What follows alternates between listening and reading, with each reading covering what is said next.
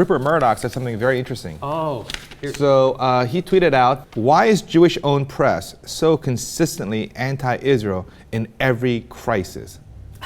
Jimmy, you want to take this one? So is there anything that this guy can do or say that will disqualify him from public life? I guess not, right? You can get caught tapping a dead girl's phone, and that doesn't bother. So here he is, he's saying, no, this is screwed up for two reasons. Why? The Jewish-owned media, really? You're supposed to...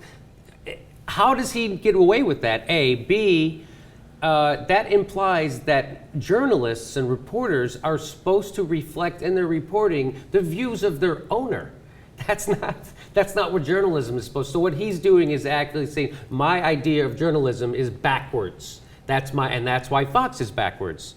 And so those are the 2 points I'd like to make about that tweet. What would you like to say about it? Well, it's just categorically wrong. I don't think there is an anti-Israel bias in the media. If anything, I think the bias is the other way. Right. I mean, this is just one example, but this is CNN.com, and it's a very long article about the ceasefire that was reached today in Gaza. And the article goes on and on and on about, what happened, particularly the bombing of the bus today. And they do about 4 paragraphs where they interview Israeli civilians. And they illustrate the terror felt by the Israeli civilians. Okay, and then they go on to talk about how the Palestinians also took casualties as well, to be fair and balanced. They mentioned that. And then they quote the Hamas militants.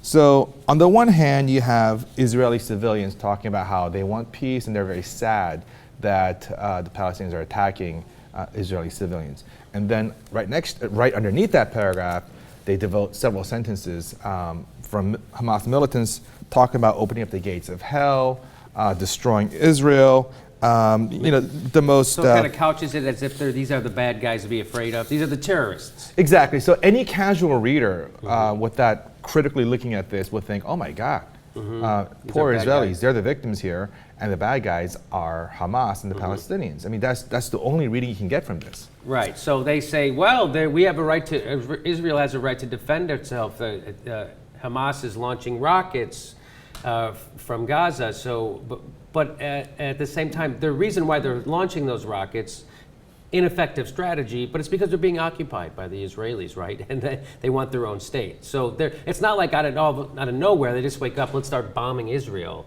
It's like, you guys are occupying us. We'd like to have our own state. Can we get this moved along? Although we both agree that's a bad. They just keep doing that. They're randomly firing rockets, and then Israel blows up their everything, and here we are again. So what do they gain from this? Nothing. It's nothing. And Hamas gained power. They gained power through this, right? So the more radical people of the Palestinians gained control because they're more militant. That's what happened. Maybe that's what's keeping this going, you think? It is. And to get back to the issue of media coverage, I have not seen any media coverage that really gives face and voice to the Palestinian people. Palestinians, right. Whenever the Palestinians do something horrible, like the ones who are dancing in the streets after 9/11, right, they show that. They got that video. They show that. Yeah. Whenever you see Muslims behaving badly, they show that. But they don't really show videos of Muslims, rallying to the cause of America when the Libyan ambassador was killed. There were many Libyans, Muslims, who basically condemned it. They were very outspoken. They carried his body. Well, even that, the pictures of them carrying his body, some people tried to make it out. Look, they're dragging him through the streets. No, they were trying to help him. Yeah. They were taking him to a hospital. Right. Yeah. So there. He died of smoke inhalation, by the way. Is that how he died? Yeah, that's how he died. That's kind of wild, but. So that's the crazy thing that we don't ever see the other side of the story in the American press. We don't, of course, right? Because Israel's our ally, and there's no real constituency for the Palestinians in America, right? Yeah, and it's just amazing that Rupert Murdoch, these right-wingers, they always cry like they're the victims. Yes. I mean, they're the same people who complain about how Christians in America have it so bad. Yes. That, it's okay to bash them, but, Muslims have it so good because you can't bash them out of PC, political correctness. Meanwhile, there's massive civil liberties violations against Muslims. They're the ones who are locked up without trials or anything else in Guantanamo. They're the ones that are being surveillanced by the FBI and the CIA. Meanwhile, right-wing extremism is not properly surveilled or No.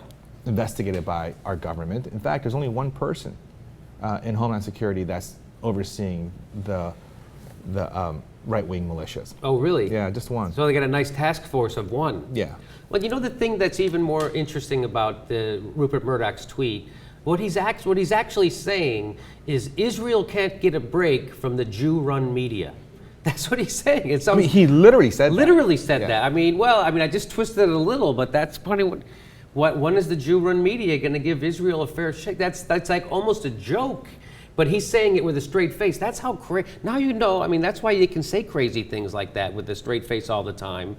When is the Jew-run media going to give it? You know, that's like a joke that we say. That's like, oh, when is the white male Christians going to get a fair shake in America? It's the equivalent of that. It is.